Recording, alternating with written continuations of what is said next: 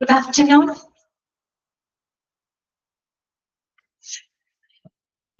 Okay, Avani, good afternoon. Indeed, good afternoon. Okay, Akshaya, Sharanya. Good afternoon, ma'am. Okay, Sri Lakshmi. Okay, Alvin, good afternoon. Sri Lakshmi, okay. തുടങ്ങാം. അപ്പൊ നമുക്ക് മടുത്തിരിക്കാനോ എല്ലാവരും ബോറടിച്ചിരിക്കുവാണോ? Okay, ദീദിമ, good afternoon. തുടങ്ങാം. Okay, all mute ചെയ്യാണ് കേട്ടോ.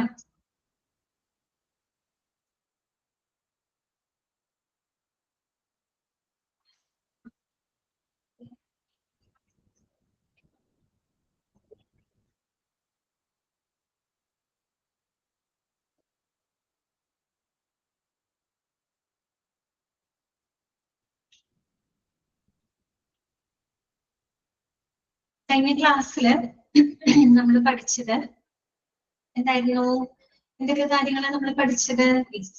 ഹൗ ടു അക്വയർ എംപ്ലോയീസ് അല്ലെ? അതെ, ഒരു സ്ഥാപനത്തിലോട്ട് നമുക്ക് എങ്ങനെയൊക്കെ എംപ്ലോയീസിന് ലഭിക്കാം എന്നാണ് നമ്മൾ പറഞ്ഞത് അല്ലെ. നമ്മൾ 8 പോയിന്റുകളാണ് അവിടെ പറഞ്ഞത്. ആ പോയിന്റുകളുടെ എക്സ്പ്ലനേഷൻ ആണ് നമുക്ക് ഇനി പറയാനുള്ളത് അല്ലെ. 8 പോയിന്റുകൾ നിങ്ങൾക്ക് ഓർമ്മയുണ്ടാവും. ഏതൊക്കെയായിരുന്നു? Existing data bank, then personal reference of management or staff, notice board for public and patients, through professional consultants, walk-in candidates, social media networks, online job sites, then advertisement. ഇങ്ങനെയൊക്കെ നമുക്ക് എന്ത് ലഭിക്കാം? ധാരാളം അപ്ലിക്കേഷൻസുകൾ ലഭിക്കാം എന്ന് പറഞ്ഞാൽ നമുക്ക് ഒരുപാട് എംപ്ലോയീസ് കാൻഡിഡേറ്റ്സിനെ നമുക്ക് ലഭിക്കാം അല്ലെ. അതിനകത്ത് 2 പോയിന്റുകൾ നമ്മൾ ഓൾറെഡി ഡിസ്കസ് ചെയ്ത് കഴിഞ്ഞതാണ്.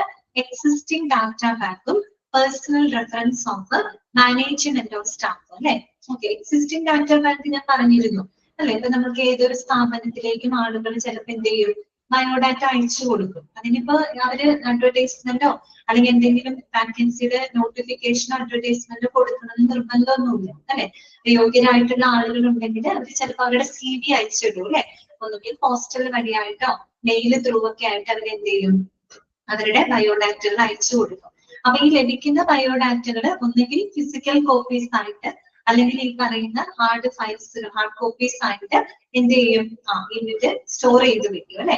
കാരണം എന്തെങ്കിലും വാക്കൻസികളൊക്കെ വരുന്ന സമയത്ത് അവർക്ക് ആ CV ഉപയോഗിക്കാവുന്നതാണ്. അങ്ങനെ നമുക്ക് വേണമെങ്കിൽ എംപ്ലോയീസിനെ എന്ത് ചെയ്യാൻ പറ്റും? കാൻഡിഡേറ്റ്സിനെ റിക്രൂട്ട് ചെയ്യാനായിട്ട് സാധിക്കും. അതാണ് എക്സിസ്റ്റിംഗ് ഡാറ്റ ബാങ്ക് എന്ന് പറയുന്നത്.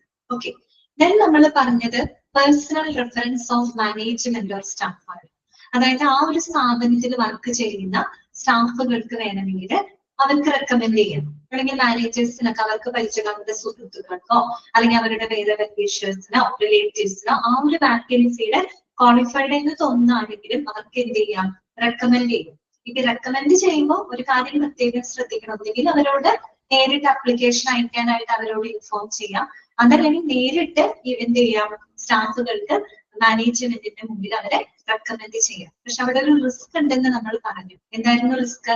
നമ്മൾ ഒരാളെ റെക്കമെൻഡ് ചെയ്യുന്ന സമയത്ത് അയാൾ എന്തെങ്കിലും ഫ്രോഡിലന്റ് ആയിട്ടുള്ള കാര്യങ്ങൾ ചെയ്ത് കഴിഞ്ഞാൽ അത് ആരെ ബാധിക്കും? ഈ റെഫർ ചെയ്ത ആളെ പ്രതികൂലമായിട്ട് ബാധിക്കാൻ ഒരു ചാൻസ് ഉണ്ട് അല്ലെ.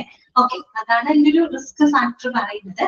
അങ്ങനെയും നമുക്ക് എന്ത് ലഭിക്കാം? എംപ്ലോയീസിനെ നമുക്ക് ലഭിക്കാം. ധാരാളം CVകൾ ആ രീതിയിൽ നമുക്ക് ഓർഗനൈസേഷന് ലഭിക്കുന്നുണ്ട് അല്ലെ. അപ്പൊ എന്തെങ്കിലും വാക്കൻസി ഒക്കെ വരുന്ന സമയങ്ങളിൽ അവർക്ക് അത് ഉപയോഗിക്കാവുന്നതാണ്. ഓക്കെ, അതാണ് personal reference of management of staff. ഇനി അടുത്തത് കേട്ടോ, 3ാമത്തെ തൊട്ടാണ് നമുക്ക് പറയാനുള്ളത്. 3rd വൺ വരുന്നത് notice board for public and patients. നമ്മൾ ഈ പറയുന്നത് പ്രത്യേകിച്ച് നമ്മൾ ഹോസ്പിറ്റലിനെ ബേസ് ചെയ്തിട്ടാണ് ഇത് പറയുന്നത് കേട്ടോ. Notice board for the public and patients. പബ്ലിക്കിനും പേഷ്യൻസിനുമായിട്ട് നമുക്ക് നോട്ടീസ് ബോർഡുകൾ എന്ത് ചെയ്യാം? നോട്ടീസ് ബോർഡിൽ ഈ പറയുന്ന വാക്കൻസികൾ നമുക്ക് ഡിസ്പ്ലേ ചെയ്യാം. അങ്ങനെ നമുക്ക് ഒരുപാട് എന്ത് ലഭിക്കും? ആപ്ലിക്കേഷൻസുകൾ ലഭിക്കും അല്ലെ. അതാണ് അവിടെ പറയുന്നത് കേട്ടോ. We can also follow a practice of notifying the vacancies to the public by displaying its details in the public notice board in the front office of the hospital. നമുക്ക് ഈ പറയുന്ന ഹോസ്പിറ്റലിന്റെ ഫ്രണ്ട് ഓഫീസിൽ തന്നെ നമുക്കൊരു നോട്ടീസ് ബോർഡ് സ്ഥാപിക്കാം. ആ notice board എല്ലാവർക്കും ഉണ്ടാവും. ഈ നോട്ടീസ് ബോർഡിനകത്ത് എന്തെങ്കിലും വാക്കൻസികൾ ഉണ്ടെങ്കിൽ അവർക്ക് എന്ത് ചെയ്യാം, ആ നോട്ടീസ് ബോർഡിൽ ഡിസ്പ്ലേ ചെയ്യാവുന്നതാണ്. കാര്യം നമുക്കറിയാമല്ലോ, ഹോസ്പിറ്റലിലേക്ക് ധാരാളം ആളുകൾ ഡെയിലി വന്നു പോകുന്നുണ്ട്. പേഷ്യൻസ് ആയിട്ടും വിസിറ്റേഴ്സ് ആയിട്ടും ഒക്കെ ഒരുപാട് ആളുകൾ വന്നു പോകുന്നുണ്ട്. അപ്പൊ അവരുടെ ശ്രദ്ധയിൽ ഇത് കാണും. അപ്പൊ അങ്ങനെയും ഒരുപാട് അപ്ലിക്കേഷൻസ് അവർക്ക് ലഭിക്കാം. അതാണ് അവിടെ പറയുന്നത് കേട്ടോ. We are pretty confident that more than hundreds of patients and their bystanders walk in, walk out of the hospitals on a daily basis. അല്ലെ, ഡെയിലി വരുന്നുണ്ട്. ഇഷ്ടംപോലെ ആളുകൾ ഹോസ്പിറ്റലിലേക്ക് വന്നു പോയിക്കൊണ്ടിരിക്കുന്നുണ്ട് അല്ലെ. പേഷ്യൻസ് ആയിട്ടും അവരുടെ റിലേറ്റീവ്സ് ആയിട്ടും വിസിറ്റേഴ്സ് ആയിട്ടൊക്കെ ധാരാളം ആളുകൾ ഹോസ്പിറ്റലിൽ ഡെയിലി വന്നു പോകുന്നുണ്ട്. സോ അവർക്ക് ഇത് ശ്രദ്ധിക്കുകയും ചെയ്യും. അങ്ങനെയും ധാരാളം അപ്ലിക്കേഷൻസ് അവർക്ക് ലഭിക്കാം. അപ്പോ the effort of sorting the biodata of the required talents can be minimized if we get the targeted number of aspirants through this media of advertisement. അപ്പൊ നമുക്ക് ഒരു targeted number of aspirants, that means ഒരു targeted number of applications നമുക്ക് ലഭിച്ചു കഴിഞ്ഞാൽ നമുക്ക് എന്ത് ചെയ്യാം, ആ നോട്ടീസ് ബോർഡിൽ നിന്ന് അത് എടുത്ത് മാറ്റാം നമുക്ക് അല്ലെ.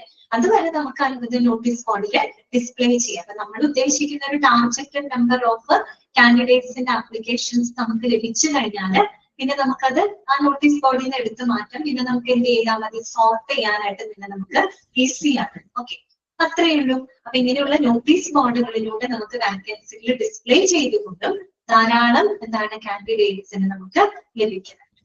ഓക്കെ, അത്രയേ ഉള്ളൂ കേട്ടോ. മൂന്നാമത്തെ പോയിന്റ് അത്രയേ ഉള്ളൂ. നാലാമത് പറയുന്നത് CCTV installed in all floors കേട്ടോ. അതെ, ഈ പറയുന്ന നമ്മുടെ ഹോസ്പിറ്റലുകളിലൊക്കെ എന്താണ് സ്ഥാപിച്ചിട്ടുള്ള CCTV അല്ലെ. ഇത്തരം CCTVകളിലൂടെയൊക്കെ നമുക്ക് എന്ത് കൊടുക്കാം, അഡ്വർടൈസ്മെന്റ്സ് കൊടുക്കാം, നോട്ടിഫിക്കേഷൻസ് അങ്ങനെ നമുക്ക് കൊടുക്കാൻ പറ്റും. അതുകൊണ്ടും ധാരാളം ആപ്ലിക്കേഷൻസുകൾ ഓർഗനൈസേഷനിലേക്ക് ലഭിക്കും. നോക്കാം, new channels are regularly shown through the remote CCTVs installed in the waiting area of the reception, doctors, OP counters and IP departments. അല്ലെ, അതെ, നമ്മൾ ഈ പറയുന്ന ഹോസ്പിറ്റലില് ഇന്നിപ്പോ എല്ലാവർക്കും CCTV ഇൻസ്റ്റാൾഡ് ആണ്. വീടുകളിൽ വരെ CCTV ഉണ്ട് അല്ലെ. പ്രത്യേകിച്ച് നമുക്കറിയാം ഹോസ്പിറ്റലുകളിലെ ഡോക്ടർ, OP കൗണ്ടർ, IP ഡിപ്പാർട്ട്മെന്റിലെ മിക്ക ഏരിയകളിലും എന്തുണ്ടായിരിക്കും, CCTV ഇൻസ്റ്റാൾ ചെയ്തിട്ടുണ്ടായിരിക്കും അല്ലെ. അപ്പൊ ഇങ്ങനെയുള്ള CCTVകളിലൂടെ നമുക്ക് പല നോട്ടിഫിക്കേഷൻസ് കൊടുക്കാനായിട്ട് സാധിക്കും കേട്ടോ. During intervals, the facilities of the hospitals, major doctors and the specialities are also telecasted. അപ്പൊ നമ്മള് ചില ഇന്റർവെൽസില് ഇടയ്ക്ക് എന്തുണ്ടാവും, ആ ഹോസ്പിറ്റലിൽ എന്തൊക്കെ ഫെസിലിറ്റികൾ ഉണ്ട്, അവിടെ വർക്ക് ചെയ്യുന്ന മേജർ ഡോക്ടേഴ്സ് ആരൊക്കെയാണ്, സ്പെഷ്യലിസ്റ്റുകൾ ആരൊക്കെയാണ്, അങ്ങനെയുള്ള കാര്യങ്ങളൊക്കെ അതിലൂടെ ടെലികാസ്റ്റ് ചെയ്യുന്നുണ്ട് കേട്ടോ. അപ്പൊ in between the vacancies of the hospitals can also be displayed so that the bystanders can either apply or recommend their relatives, friends and officials. അത്രയേ ഉള്ളൂ. അപ്പൊ നമുക്ക് ഈ CCTVകളിലൂടെ നമുക്ക് എന്ത് ചെയ്യാം, ഇടയ്ക്ക് നമുക്ക് ഇങ്ങനെയുള്ള വാക്കൻസികളൊക്കെ ഉണ്ടെങ്കിൽ അത് അവരുടെ ശ്രദ്ധയിലേക്ക് കൊണ്ടുവരാം. നമുക്ക് അങ്ങനെയുള്ളത് നോട്ടിഫൈ ചെയ്യാവുന്നതാണ്. അപ്പൊ അങ്ങനെയുള്ള നോട്ടിഫിക്കേഷൻസ് കണ്ടിട്ടും ധാരാളം അപ്ലിക്കേഷൻസുകൾ അവിടേക്ക് ലഭിക്കാം എന്നാണ് പറയുന്നത്. അങ്ങനെയും ധാരാളം കാൻഡിഡേറ്റ്സ് നമുക്ക് കിട്ടും. ഓക്കെ, ക്ലിയർ ആണല്ലോ. ഒന്നും വേറെ ഒന്നും ഇല്ല കേട്ടോ, ഇത് വേറെ കാര്യങ്ങളൊന്നും പറയുന്നില്ല. എങ്ങനെയൊക്കെ നമുക്ക് ലഭിക്കും എന്നാണ് പറയുന്നത് കേട്ടോ. ഓക്കെ, ക്ലിയർ അല്ലേ? ആരുമില്ലേ ക്ലാസ്സില്? ഓക്കെ, നെക്സ്റ്റ് വരുന്നതാണ് ത്രൂ പ്രൊഫഷണൽ കൺസൾട്ടൻസ് കേട്ടോ. പ്രൊഫഷണൽ കൺസൾട്ടൻസ് വഴിയായിട്ടും നമുക്ക് എന്ത് ലഭിക്കുന്നുണ്ട്, ധാരാളം ആപ്ലിക്കേഷൻസ് നമുക്ക് ലഭിക്കും. നമ്മൾ പ്രൊഫഷണൽ കൺസൾട്ടൻസ് എന്ന് പറയുമ്പോൾ നമ്മൾ ഈ മാനേജ്മെന്റ്, ഫിനാൻസ്, മാർക്കറ്റിംഗ് അങ്ങനെയുള്ള ഫീൽഡുകൾ, ഓക്കെ, അങ്ങനെയുള്ള ഫീൽഡുകളിൽ അല്ലെങ്കിൽ അവിടെയൊക്കെ വർക്ക് ചെയ്യുന്ന വ്യക്തികൾക്ക് ഈ പറയുന്ന അഡ്വൈസറി, ദാറ്റ് മീൻസ് അഡ്വൈസറി സേവനങ്ങളൊക്കെ കൊടുക്കുന്ന, മാർഗനിർദ്ദേശങ്ങളൊക്കെ കൊടുക്കുന്ന ആ ഒരു വ്യക്തികളെയാണ് നമ്മൾ പ്രൊഫഷണൽ കൺസൾട്ടൻസ് എന്ന് പറയുന്നത് കേട്ടോ. നമുക്ക് ജോലിക്കൊക്കെ വേണ്ടിയിട്ട് നമുക്ക് നേരിട്ട് സ്ഥാപനത്തിൽ പോകണമെന്നില്ല, ഈ പ്രൊഫഷണൽ കൺസൾട്ടൻസികൾ ഉണ്ടായിരിക്കും.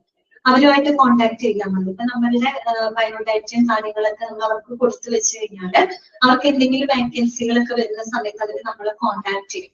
ഓക്കെ, അങ്ങനെയുള്ള പ്രൊഫഷണൽ കൺസൾട്ടൻസ് ഉണ്ട്. ഫിനാൻസ്, മാർക്കറ്റിംഗ് അങ്ങനെയൊക്കെയുള്ള മേഖലകളിലുള്ള ആ ആളുകൾക്ക്, സ്ഥാപനങ്ങൾക്ക്, വ്യക്തികൾക്ക് മാത്രമല്ല, വ്യക്തികൾക്കും സ്ഥാപനങ്ങൾക്കും ഒക്കെ അഡ്വൈസറി സർവീസസ്, മറ്റ് ഗൈഡ് ലൈൻസ് ഒക്കെ കൊടുക്കുന്ന എന്താണ് വിദഗ്ധരായിട്ടുള്ള ആളുകളെയാണ് നമ്മൾ പ്രൊഫഷണൽ കൺസൾട്ടൻസ് എന്ന് പറയുന്നത് കേട്ടോ. അപ്പൊ അവര് മുഖേനയും നമുക്ക് ധാരാളം ആപ്ലിക്കേഷൻസുകൾ ലഭിക്കാമെന്നാണ് പറയുന്നത്. കാരണം അവർക്ക് ഒരുപാട് കമ്പനി, മറ്റുള്ള ഓർഗനൈസേഷൻസ് ഒക്കെ ആയിട്ട് അവർക്ക് നല്ലൊരു കണക്ഷൻ ഇപ്പോഴും ഉണ്ടായിരിക്കും. ഓക്കെ, അപ്പൊ നോക്കാം. More collections of CVs can be done through professional consultants who are through in the HR industry. പ്രത്യേകിച്ച് നമ്മുടെ HR ഇൻഡസ്ട്രിയുമായിട്ട് കണക്റ്റഡ് ആയിട്ടുള്ള ധാരാളം കൺസൾട്ടൻസികൾ ഉണ്ടായിരിക്കും, പ്രൊഫഷണൽ കൺസൾട്ടൻസ്. അവര് മുഖേനയും നമുക്ക് ധാരാളം CVകൾ കളക്ട് ചെയ്യാനായിട്ട് സാധിക്കും. Okay, if we feel that the CVs collected from the existing data banks through management and staff preferences, patient references are not enough to cater to the interview requirements, professional consultants can be engaged to route in biodata of job aspirants. അതായത് ഇപ്പൊ നമ്മൾ നേരത്തെ പറഞ്ഞ കുറെ സോഴ്സുകൾ നമ്മൾ പറഞ്ഞു, existing data bank അല്ലെങ്കിൽ ഈ പറയുന്ന റെക്കമെൻഡേഷൻസിലൂടെയൊക്കെ നമുക്ക് ഒരുപാട് ആപ്ലിക്കേഷൻസുകളൊക്കെ ലഭിക്കാം. പക്ഷെ നമുക്ക് ഈ ലഭിക്കുന്ന ആപ്ലിക്കേഷൻസുകൾ എല്ലാം തന്നെ ഒരു ഇന്റർവ്യൂ പ്രോസസ്സിന് അല്ലെങ്കിൽ നമ്മുടെ റിക്വയർമെന്റ്സിനനുസരിച്ച് സാറ്റിസ്ഫൈഡ് അല്ല എന്നുണ്ടെങ്കിൽ, ഇപ്പൊ നമുക്കൊരു വാക്കൻസി വരുമ്പോൾ ആ വാക്കൻസിക്ക് ക്വാളിഫൈഡ് ആയിട്ടുള്ള ആളുകളുടെ ആപ്ലിക്കേഷൻസ് ആണ് നമുക്ക് ലഭിക്കേണ്ടത്, അല്ലെ? അപ്പൊ അങ്ങനെ നമ്മുടെ റിക്വയർമെന്റിനനുസരിച്ചുള്ള ആപ്ലിക്കേഷൻസ് നമുക്ക് ലഭിക്കുന്നില്ല, അല്ലെങ്കിൽ വേണ്ടത്ര ക്വാളിഫൈഡ് ആയിട്ടുള്ള ആളുകളുടെ ആപ്ലിക്കേഷൻസ് ലഭിക്കുന്നില്ല എന്നുണ്ടെങ്കിൽ നമുക്ക് ഉപയോഗിക്കാവുന്ന മറ്റൊരു മാർഗമാണ് നമുക്ക് എന്ത് ഉപയോഗിക്കാം, പ്രൊഫഷണൽ കൺസൾട്ടൻസ് ത്രൂ ആയിട്ട് ധാരാളം ആപ്ലിക്കേഷൻസ് ലഭിക്കാം. ഈ പ്രൊഫഷണൽ കൺസൾട്ടൻസ് എന്ന് പറയുമ്പോൾ അവർക്ക് ഒരുപാട് CVകൾ കിട്ടുന്നുണ്ടാവും. അപ്പൊ ഓരോ സ്ഥാപനത്തിനും അവരുടെ പൊസിഷൻ, അവരുടെ വേക്കൻസിക്ക് ഏറ്റവും സ്യൂട്ടബിൾ ആയിട്ടുള്ള ക്വാളിഫൈഡ് ആയിട്ടുള്ള ആളുകളെ ഈസി ആയിട്ട് കണ്ടുപിടിക്കാനായിട്ട് അവർക്ക് പ്രൊഫഷണൽ കൺസൾട്ടൻസ് ത്രൂ സാധിക്കുന്നുണ്ട്. ഓക്കെ, അപ്പൊ അങ്ങനെയും ആപ്ലിക്കേഷൻസ് ലഭിക്കാമെന്നാണ് പറയുന്നത്. ക്ലിയർ? പിന്നെ വരുന്നതാണ് എന്ത്, വാക്കിംഗ് കാൻഡിഡേറ്റ്. നമ്മൾ ഈ വാക്കിംഗ് ഇന്റർവ്യൂസ് ഒക്കെ നിങ്ങൾ കണ്ടിട്ടുണ്ടാവും. ഓക്കെ, നമ്മൾ ഈ എന്താണ് ജോബ് ഫെസ്റ്റുകളൊക്കെ നടത്തും, ജോബ് ഫെയർ, തൊഴിൽ മേള എന്നൊക്കെ പറഞ്ഞ് നമ്മൾ പലപ്പോഴും ന്യൂസ് പേപ്പറിലൊക്കെ കാണും, അല്ലെ? തൊഴിൽ മേള, ജോബ് ഫെസ്റ്റ്, ജോബ് ഫെയർ എന്നൊക്കെ പറഞ്ഞ് നിങ്ങൾ കേട്ടിട്ടുണ്ടാവും, അല്ലെ? തൊഴിൽ മേളയൊക്കെ നടത്താറുണ്ട്, അല്ലെ? അങ്ങനെ വരുമ്പോഴെന്ന് പറയുമ്പോൾ അവിടെ ഒരുപാട് ആളുകൾ വരും. എന്ന് വെച്ചാൽ ഒരുപാട് മൾട്ടിനാഷണൽ കമ്പനികളും കാര്യങ്ങളൊക്കെ ഈ ജോബ് ഫെയറിലൊക്കെ വരും.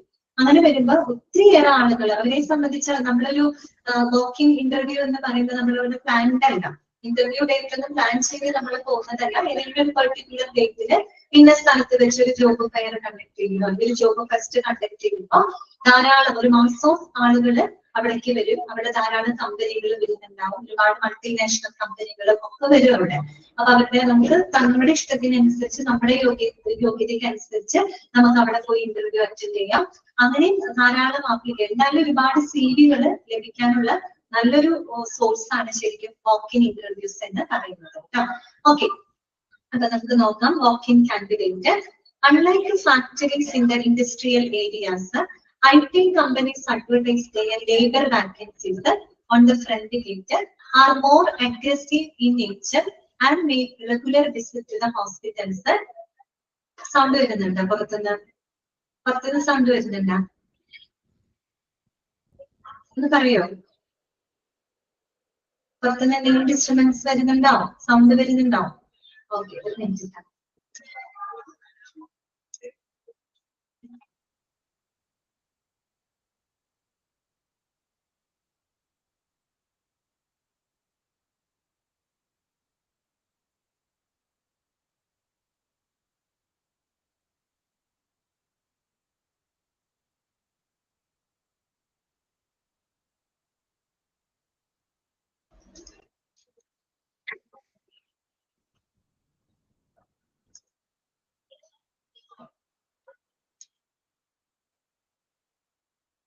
Okay. Unlike factories in the industrial areas, IT companies advertise their labor vacancies on the front gate, and they are more aggressive in nature and make regular visit to the hospitals when they search for a job or change in job. അതായത് നമ്മൾ ശ്രദ്ധിച്ചിട്ടുണ്ടാവും, നമ്മുടെ വലിയ വലിയ ഫാക്ടറികളൊക്കെ ഇല്ലേ, industrial ഏരിയാസിലൊക്കെയുള്ള ഫാക്ടറികൾ, അവിടെ എന്തെങ്കിലും വാക്കൻസികൾ വരുമ്പോൾ അവരധികം അഡ്വർടൈസ്മെന്റ് ഒന്നും കൊടുക്കാറില്ല. ശ്രദ്ധിച്ചിട്ടില്ല? വാക്കൻസികൾ നമ്മൾ പ്രത്യേകിച്ച് ഫാക്ടറികളിലൊക്കെ എന്തെങ്കിലും വാക്കൻസികൾ വരുമ്പോൾ പൊതുവെ അധികം അവര് അഡ്വർടൈസ്മെന്റ് ഒന്നും കൊടുക്കാറില്ല. പക്ഷെ അതിൽ നിന്നൊക്കെ വ്യത്യസ്തമായിട്ട് നമ്മുടെ IT കമ്പനികളൊക്കെ ഉണ്ടാവില്ലേ, അവരിങ്ങനെയുള്ള കാര്യങ്ങളിൽ കുറെ കൂടെ അഗ്രസീവാണ്. കാര്യം അവർ എന്തെങ്കിലും ലേബർ വാക്കൻസികളൊക്കെ വരുമ്പോൾ തീർച്ചയായിട്ടും അത് അവര് നല്ല രീതിയിൽ തന്നെ അഡ്വർടൈസ് ചെയ്യും. ദാറ്റ് മീൻസ് അവർ നോട്ടിഫൈ ചെയ്യും. അതാണ് അവിടെ പറഞ്ഞത്, labour vacancies on the front gate are more aggressive in nature. കാരണം എന്ത് വാക്കൻസികൾ വരികയാണെങ്കിലും അവരത് അറിയിക്കാം, നോട്ടിഫൈ ചെയ്യും. അത് മാത്രമല്ല അവരെന്ത് ചെയ്യുന്നറിയോ, ഇങ്ങനെയുള്ള ജോബ് ഫെസ്റ്റുകള്, ജോബ് ഫെയറുകളൊക്കെ വരുന്ന സമയത്ത് അവർക്കിപ്പോ സാധ്യതയുള്ള കാൻഡിഡേറ്റ്സ് ആയിട്ട് ബന്ധപ്പെടാൻ വേണ്ടിയിട്ട് അവരെന്ത് ചെയ്യും, ഇങ്ങനെയുള്ള ജോബ് ഫെസ്റ്റുകള്, ജോബ് ഫെയറുകളൊക്കെ വരുമ്പോൾ അതിലൊക്കെ ഇവര് വരും, ഈ IT കമ്പനികളും മറ്റുമൊക്കെ പാർട്ടിസിപ്പേറ്റ് ചെയ്യും. കാര്യം അങ്ങനെ ജോബ് ഫെസ്റ്റും ജോബ് ഫെയർ ഒക്കെ നടത്തുന്ന സമയത്ത് ഒരുപാട് ആളുകൾ വരും അങ്ങോട്ടേക്ക്. ഓക്കെ, അപ്പൊ അങ്ങനെയൊക്കെ ഒരുപാട് അപ്ലിക്കേഷൻസ് അവർക്ക് ലഭിക്കും. അതിന് വേണ്ടിയിട്ട് അവര് റെഗുലർ ആയിട്ട് ഹോസ്പിറ്റലിൽ വിസിറ്റ് ചെയ്യാന്ന് വെച്ചാൽ ഒരു ഹോസ്പിറ്റലിൽ ആവശ്യമാണെങ്കിലും ഒരു ജോബ് ഫെയർ ഒക്കെ വരുന്ന സമയത്ത് അതിലൊക്കെ ഈ പറയുന്ന IT കമ്പനീസുകളൊക്കെ പാർട്ടിസിപ്പേറ്റ് ചെയ്യുന്നുണ്ട്.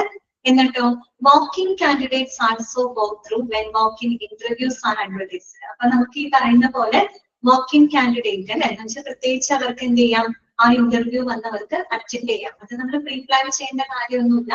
ജോബ് ഫെയറിൽ വന്നിട്ട് ആർക്ക് വേണമെങ്കിലും എന്ത് ചെയ്യാം, ആ ഒരു ഇന്റർവ്യൂ അവർക്ക് അറ്റൻഡ് ചെയ്യാവുന്നതാണ്. അങ്ങനെയും ധാരാളം CV-കള് ആർക്ക് ലഭിക്കും, കമ്പനികൾക്ക് ലഭിക്കുന്നുണ്ട് അല്ലെ. അപ്പൊ such candidates are also taken into consideration while sourcing applications for the vacancies that arise in the hospital, which add additional candidates for sorting and shortlisting in plenty. അപ്പൊ അങ്ങനെ ധാരാളം ആപ്ലിക്കേഷൻസ് ലഭിക്കുമ്പോൾ തീർച്ചയായിട്ടും നമ്മുടെ കമ്പനിയിൽ അല്ലെങ്കിൽ നമ്മുടെ ഓർഗനൈസേഷന്റെ ഹോസ്പിറ്റലിലൊക്കെ വേക്കൻസികൾ വരുമ്പോൾ നമുക്ക് ആ പറയുന്ന ബയോഡാറ്റയിൽ നമുക്ക് ഉപയോഗിക്കാവുന്നതാണ്. അത് കറക്റ്റ് ആയിട്ട് സോർട്ട് ചെയ്ത് നമുക്ക് ഷോർട്ട് ലിസ്റ്റ് ചെയ്തിട്ട് ഉപയോഗിക്കാവുന്നതാണ്. ഓക്കെ, അത്രയേ ഉള്ളൂ കേട്ടോ. അതാണ് വാക്കിംഗ് കാൻഡിഡേറ്റ് എന്ന് ഉദ്ദേശിക്കുന്നത്. അപ്പൊ ഇതിനുള്ള ജോബ് ഫെയറുകൾ, ജോബ് ഫെസ്റ്റുകളൊക്കെ നടത്തുമ്പോൾ അങ്ങനെയും ധാരാളം ആപ്ലിക്കേഷൻസുകൾ ലഭിക്കുന്നുണ്ട്. ആപ്ലിക്കേഷൻ മീൻസ് കാൻഡിഡേറ്റ്സിന് നമുക്ക് ലഭിക്കാം, അതും ഒരു സോഴ്സ് ആണ്. ഓക്കെ, then വരുന്നത് 7th one social media network. ഇത് നമുക്ക് എല്ലാവർക്കും അറിയാവുന്ന കാര്യമാണ്. ഇഷ്ടം പോലെ ഇപ്പോ ഫേസ്ബുക്ക്, വാട്സപ്പ് അല്ലെ, ട്വിറ്റർ അല്ലെങ്കിൽ ഇൻസ്റ്റാഗ്രാം ഇങ്ങനെയൊക്കെയുള്ള ധാരാളം സോഷ്യൽ മീഡിയ നെറ്റ്വർക്കുകൾ വഴിയായിട്ട് ധാരാളം കാൻഡിഡേറ്റ്സിന് നമുക്ക് ലഭിക്കാം. പണ്ടത്തെ പോലെയല്ല അല്ലെ. ഓക്കെ, അപ്പൊ നമുക്ക് social media network is the aggressive research of professionals and has resulted in internet advertising, Facebook, WhatsApp, Twitter, and LinkedIn. Though most industries and business establishments utilize a new generation media of soft marketing through social media networks. ഇല്ല, നമുക്കറിയാം ഏറ്റവും latest ആയിട്ടുള്ള ഏറ്റവും ഒരു new generation media എന്ന് പറയുന്നത് social media network ആണ് അല്ലെ. നമുക്ക് ഈ സോഷ്യൽ മീഡിയാസ് ഉപയോഗിച്ചിട്ട് മാർക്കറ്റിങ്ങും അഡ്വർടൈസ്മെന്റും എല്ലാം നമ്മൾക്ക് ഈ സോഷ്യൽ മീഡിയ പ്ലാറ്റ്ഫോംസിലൂടെ ചെയ്യാനായിട്ട് നമുക്ക് സാധിക്കുന്നുണ്ട് അല്ലെ. പക്ഷേ അപ്പൊ ഇന്നിപ്പോ ഒട്ടുമിക്ക എസ്റ്റാബ്ലിഷ്മെന്റ്സുകൾ, ഒട്ടുമിക്ക ബിസിനസ് എസ്റ്റാബ്ലിഷ്മെന്റ്സുകൾ, ഓർഗനൈസേഷൻ ഒക്കെ ഇങ്ങനെയുള്ള സോഷ്യൽ മീഡിയ പ്ലാറ്റ്ഫോമുകൾ അവർ ഉപയോഗിക്കുന്നുണ്ട്. പക്ഷേ നമ്മുടെ ഹോസ്പിറ്റൽസിന്റെ കാര്യം പറയുമ്പോൾ അതിൽ നിന്ന് വ്യത്യസ്തമായിട്ടുള്ള ഒരു അപ്രോച്ചാണ് ഹോസ്പിറ്റൽസിനുള്ളത്. അതൊക്കെ മനസ്സിലാക്കുക കേട്ടോ. അതായത് a professional hospital does not engage in such publicity as this may hinder the brand image of the hospital. Okay, however, in marketing research and inquiry generation, the marketing team found an easy way for generating the national and international inquiries through the internet through search engine marketing and search engine optimization. അപ്പോ ഇതിൽ നിന്ന് വ്യത്യസ്തമായിട്ട് ഹോസ്പിറ്റലിന്റെ ഒരു കാര്യം എന്താ വെച്ചാൽ hospital അധികം സോഷ്യൽ മീഡിയ പ്ലാറ്റ്ഫോംസിലൂടെ അഡ്വർടൈസ് ചെയ്യില്ല. നിങ്ങൾ ശ്രദ്ധിച്ചിട്ടുണ്ടെങ്കിൽ അറിയാൻ പറ്റും. മറ്റുള്ളൊരു ബിസിനസ് ഓർഗനൈസേഷൻ ഒക്കെ അങ്ങനെയൊക്കെ അഡ്വർടൈസ്മെന്റ് കൊടുത്താൽ കൂടിയും നമ്മുടെ ഹോസ്പിറ്റൽസ് എന്ന് പറയുന്നത് പൊതുവെ എന്ത് ചെയ്യുന്നില്ല, സോഷ്യൽ മീഡിയ പ്ലാറ്റ്ഫോംസുകൾ ഉപയോഗിക്കാറുണ്ട്. കാര്യം എന്താണെന്ന് വെച്ചാല് നമുക്കറിയാമല്ലോ സോഷ്യൽ മീഡിയയുടെ പ്രത്യേകത നമുക്കറിയാം. അതായത് പലതും ഫേക്ക് ആയിട്ടും ഒക്കെ വരാൻ ചാൻസ് ഉള്ള, മിസ്യൂസ് ചെയ്യപ്പെടാനൊക്കെയുള്ള ചാൻസ് വളരെയധികം കൂടുതലാണ്. അതൊരു പക്ഷെ ഹോസ്പിറ്റലിലെ ഇമേജിനെ ബാധിക്കാനുള്ള ഒരു ചാൻസ് ഉണ്ട്. അതുകൊണ്ട് എങ്ങനെയാണ് അവർ ഇതിന് ഉപയോഗിക്കുന്നത്? ഈ ഒരു സോഷ്യൽ മീഡിയനെ അവർ വേറൊന്നും ട്വിസ്റ്റ് ചെയ്തിട്ടാണ് അവർ ഇതിന് ഉപയോഗപ്പെടുത്തുന്നത്. ട്വിസ്റ്റ് ചെയ്ത് ഉപയോഗപ്പെടുത്താന്ന് പറയുന്നത് അവർ കൂടുതലും മാർക്കറ്റിങ്ങിലും അഡ്വർടൈസ്മെന്റിലും അവരെങ്ങനെ അത് പ്രയോജനപ്പെടുത്തണെന്ന് വെച്ചാല് ഈ മാർക്കറ്റിംഗ് ടീം എന്ത് ഉപയോഗിക്കുന്ന അറിയോ? SEO എന്ന് പറഞ്ഞു കഴിഞ്ഞാല് എന്താണ് ഈ പറയുന്ന പോലെ സെർച്ച് എഞ്ചിൻ ആണ് കേട്ടോ. SEM ഒന്ന് സെർച്ച് എഞ്ചിൻ മാർക്കറ്റിംഗ്, അതുപോലെ SEO എന്ന് പറഞ്ഞാൽ സെർച്ച് എഞ്ചിൻ ഒപ്റ്റിമൈസേഷൻ എന്ന് പറയും. ഇങ്ങനെയുള്ള സംവിധാനങ്ങൾ, ഇത്തരത്തില് ഇങ്ങനെയുള്ള സംവിധാനങ്ങളിലൂടെയാണ് അവർ കൂടുതൽ എന്ത് ചെയ്യുന്നത്, മാർക്കറ്റ് ചെയ്യുന്നത്. അപ്പൊ നിങ്ങൾക്ക് അടുത്ത സംശയം, എന്താണ് ഈ സെർച്ച് എഞ്ചിൻ മാർക്കറ്റിംഗ്, എന്താണ് സെർച്ച് എഞ്ചിൻ ഒപ്റ്റിമൈസേഷൻ എന്നൊക്കെ പറഞ്ഞാൽ എന്താണ് ഉദ്ദേശിക്കുന്നത്? ഓക്കെ, അപ്പൊ ഞാൻ ജസ്റ്റ് ഒന്ന് പറയാം. നിങ്ങൾ വേണമെങ്കിൽ വേണമെന്നുള്ളവർ മാത്രം നോട്ട് ചെയ്ത് വെച്ചാൽ മതി കേട്ടോ. SEO എന്ന് പറഞ്ഞാല് സെർച്ച് എഞ്ചിൻ ഒപ്റ്റിമൈസേഷൻ ആണ് കേട്ടോ. സെർച്ച് എഞ്ചിൻ ഒപ്റ്റിമൈസേഷൻ എന്ന് പറഞ്ഞാല് optimizing their website to appear in the എന്താണ് സെർച്ച് റിസൾട്ട്. ഇപ്പൊ ഞാൻ ഒരു കാര്യം പറയട്ടെ, നമ്മളിപ്പോ ഗൂഗിളിൽ സെർച്ച് ചെയ്യാൻ വിചാരിക്കുക. നമ്മൾ ഗൂഗിളിൽ ഞാൻ സെർച്ച് ചെയ്ത ഏതെങ്കിലും കാർഡിയാക് ഹോസ്പിറ്റൽ എന്ന് പറഞ്ഞ് നമ്മൾ ജസ്റ്റ് ഒന്ന് ഗൂഗിളിൽ സെർച്ച് ചെയ്ത് കഴിഞ്ഞാൽ ആ സെർച്ച് ചെയ്യുമ്പോൾ തന്നെ നമുക്ക് ഒരുപാട് ഹോസ്പിറ്റൽസുകൾ അങ്ങനെ ലിസ്റ്റ് ചെയ്ത് വരും അല്ലെ, ഒരുപാട് ഹോസ്പിറ്റലുകളുടെ വെബ്സൈറ്റുകളൊക്കെ കയറി വരും അല്ലെ. അപ്പൊ നമുക്ക് അവിടെ എന്താ ഉദ്ദേശിച്ചത്, അതൊരു സെർച്ച് എഞ്ചിൻ ഒപ്റ്റിമൈസേഷൻ ആണ്. ദാറ്റ് മീൻസ് അവിടെ എന്താണ്, optimizing their website to appear in search result. ആളുകൾ സെർച്ച് ചെയ്യുന്ന സമയത്ത് പെട്ടെന്ന് വിസിബിൾ ആവുന്ന രീതിയിൽ, പെട്ടെന്ന് അപ്പിയർ ആവുന്ന രീതിയിൽ അവരുടെ വെബ്സൈറ്റിനെ വിസിബിൾ ആക്കുക. അതിനെയാണ് നമ്മൾ സെർച്ച് എഞ്ചിൻ ഒപ്റ്റിമൈസേഷൻ എന്ന് പറയുന്നത്. അപ്പൊ അവരുടെ നമ്മൾ സെർച്ച് ചെയ്യുന്ന സമയത്ത്, ആളുകൾ സെർച്ച് ചെയ്യുന്ന സമയത്ത് പെട്ടെന്ന് നമ്മുടെ ഹോസ്പിറ്റലിന്റെ വെബ്സൈറ്റ് എടുത്ത് കാണിക്കണം അവിടെ. ആ രീതിയിൽ അവരുടെ ആ ഒരു സംവിധാനത്തിനെയാണ് നമ്മൾ സെർച്ച് എഞ്ചിൻ ഒപ്റ്റിമൈസേഷൻ എന്ന് പറയുന്നത്. അതായത് ഒപ്റ്റിമൈസിങ് ദെയർ വെബ്സൈറ്റ് എന്തിനു വേണ്ടിയിട്ടാണ്, to appear in the search result. നമ്മൾ സെർച്ച് ചെയ്യുമ്പോൾ തന്നെ പെട്ടെന്ന് അവരുടെ വെബ്സൈറ്റ് എടുത്ത് കാണുന്ന രീതിയിലേക്ക് എന്ത് ചെയ്യണം, വിസിബിൾ ആക്കണം. ആ രീതിയിൽ വരുന്ന, അങ്ങനെ നമ്മൾ ഒപ്റ്റിമൈസ് ചെയ്യുന്നതിനെയാണ് സെർച്ച് എഞ്ചിൻ ഒപ്റ്റിമൈസേഷൻ എന്ന് പറയുന്നത്. ഇനി സെർച്ച് എഞ്ചിൻ മാർക്കറ്റിംഗ് എന്ന് പറയുമ്പോൾ അവിടെ എന്താണ്, using paid ads to appear in the search result. നമ്മൾ പെയ്ഡ് ആയിട്ട് ആഡ് ചെയ്യാണ്, പൈസ കൊടുത്ത് നമ്മൾ ആഡുകൾ ഇറക്കാണ്. അങ്ങനെ ആഡുകൾ ഇറക്കുമ്പോഴും നമുക്ക് എന്ത് ചെയ്യാണ്, സെർച്ച് ചെയ്യുന്ന ആളുകൾ സെർച്ച് ചെയ്യുന്ന സമയത്ത് പെട്ടെന്ന് നമ്മുടെ വെബ്സൈറ്റ് അത് എടുത്ത് കാണിക്കും ആളുകളിലേക്ക്. പെട്ടെന്നേക്ക് ആ വെബ്സൈറ്റ് ഓപ്പൺ ചെയ്യുമ്പോൾ തന്നെ നമുക്ക് ആ ഒരു ഹോസ്പിറ്റലിന്റെ വെബ്സൈറ്റ് ആയിരിക്കും നമുക്ക് കാണാൻ പറ്റുക. അപ്പൊ അങ്ങനെ ആളുകൾ അതിൽ കയറി സെർച്ച് ചെയ്യും, അങ്ങനെ കുറെ കാര്യങ്ങൾ കിട്ടും. മനസ്സിലായോ? അപ്പൊ അത്തരത്തിലുള്ള, അല്ലാണ്ട് എന്ത് ചെയ്യുന്നില്ല, നമ്മൾ ഫേസ്ബുക്കോ ട്വിറ്ററോ ഇൻസ്റ്റാഗ്രാം അങ്ങനെയൊന്നും അവരുടെ അഡ്വർടൈസ്മെന്റ് കൊടുക്കുന്നില്ല. പകരം അവര് search engine optimization, search engine marketing അങ്ങനെയുള്ള സംവിധാനങ്ങളിലൂടെയാണ് അവർ കൂടുതൽ മാർക്കറ്റിംഗും കാര്യങ്ങളൊക്കെ ചെയ്യുന്നത്. കാര്യം മനസ്സിലായോ? സെർച്ച് എഞ്ചിൻ ഒപ്റ്റിമൈസേഷൻ എന്ന് പറഞ്ഞാൽ ഇത്രയേ ഉള്ളൂ, optimizing their website to appear in the search result. അതായത് സെർച്ച് ചെയ്യുന്ന സമയത്ത് പെട്ടെന്ന് അവരുടെ വെബ്സൈറ്റ് വിസിബിൾ ആക്കുന്ന രീതിയിൽ ഒപ്റ്റിമൈസ് ചെയ്യുന്നതിനെയാണ് സെർച്ച് എഞ്ചിൻ ഒപ്റ്റിമൈസേഷൻ എന്ന് പറയുന്നത്. സെർച്ച് എഞ്ചിൻ മാർക്കറ്റിംഗ് എന്ന് പറയുമ്പോൾ യൂസിങ് പെയ്ഡ് ആഡ്സ് ഇതുപോലെ തന്നെ to appear in the search result. നമ്മൾ സെർച്ച് ചെയ്യുന്ന സമയത്ത് നമുക്കത് വിസിബിൾ ആക്കാൻ നമ്മൾ ആഡ് കൊടുക്കുകയാണ്, പേയ്മെന്റ് കൊടുത്ത് ആഡ് ഇറക്കുകയാണ്. ആഡ് ഇറക്കുമ്പോൾ ആ ആഡ് പെട്ടെന്ന് കയറി വരും. നമ്മൾ ഫേസ്ബുക്ക് ഒക്കെ ഉപയോഗിക്കുന്ന ആൾക്കാരാണ്, അല്ലെങ്കിൽ നമുക്ക് ഇഷ്ടംപോലെ ആഡുകളും കാര്യങ്ങളൊക്കെ അങ്ങനെ കാണുന്നുണ്ട്. നമ്മളൊരു ജസ്റ്റ് ഒരു ആഡ് നോക്കിക്കഴിഞ്ഞാൽ അതേ കമ്പനിയുടെ തന്നെ ആഡുകൾ നമ്മൾ എപ്പോഴും നമ്മൾ എന്തെങ്കിലുമൊക്കെ നോക്കിക്കൊണ്ടിരിക്കുന്നതിന്റെ ഇടയിൽ ആ ആഡുകൾ ഇങ്ങനെ കയ്യിൽ ഇറങ്ങി വരും അല്ലെ. അപ്പൊ സ്വാഭാവികമായിട്ട് നമ്മൾ അവിടെ ശ്രദ്ധിക്കുന്നുണ്ട് അല്ലെ. ആ രീതിയിലുള്ള search engine optimization, search engine marketing ഒക്കെ ഉപയോഗിച്ചുകൊണ്ടാണ് അവർ കൂടുതലും എന്ത് ചെയ്യുന്നത്, മാർക്കറ്റിംഗും കാര്യങ്ങളൊക്കെ ചെയ്യുന്നത്. അതാണ് അവിടെ പറയുന്നത് കേട്ടോ. A professional hospital does not engage in such publicity as this may hinder the brand image of the hospital. However, in marketing research and inquiry generation, the marketing team found an easy way for generating the national and international inquiries through the internet, through search engine marketing and search engine optimization. ഇങ്ങനെയൊക്കെ ചെയ്യുന്ന search engine മാർക്കറ്റിംഗിലൂടെ, search engine ഒപ്റ്റിമൈസേഷനിലൂടെ നമുക്ക് ധാരാളം ലീഡ്സുകൾ വരും, ഒരുപാട് ലീഡ്സുകൾ നമുക്ക് വരും. അങ്ങനെയും നമുക്ക് അത് ശരിക്കും പറഞ്ഞ നാഷണൽ ഇന്റർനാഷണൽ അങ്ങനെയുള്ള ഇഷ്ടംപോലെ ലീഡ്സുകൾ നമുക്ക് വരും. ഓക്കെ, അപ്പൊ അങ്ങനെയും നമുക്ക് ധാരാളം കാൻഡിഡേറ്റ്സിന് ലഭിക്കാം എന്നാണ് പറയുന്നത്. ഓക്കെ, ക്ലിയർ ആണോ? ക്ലിയർ ആണോ പറഞ്ഞത്? ഓക്കെ, ഒന്ന് വായിച്ചു നോക്കൂ, അതുവരെയുള്ള പോയിന്റുകൾ ഒന്ന് വായിച്ചു നോക്കി. നോട്ടീസ് ബോർഡും അതുപോലെ through CCTV installed, through professional consultants, walking candidate, social media network. Just ഒന്ന് വായിക്കാം കേട്ടോ, ഇത് നമുക്ക് അടുത്ത പോയിന്റ് പറയും.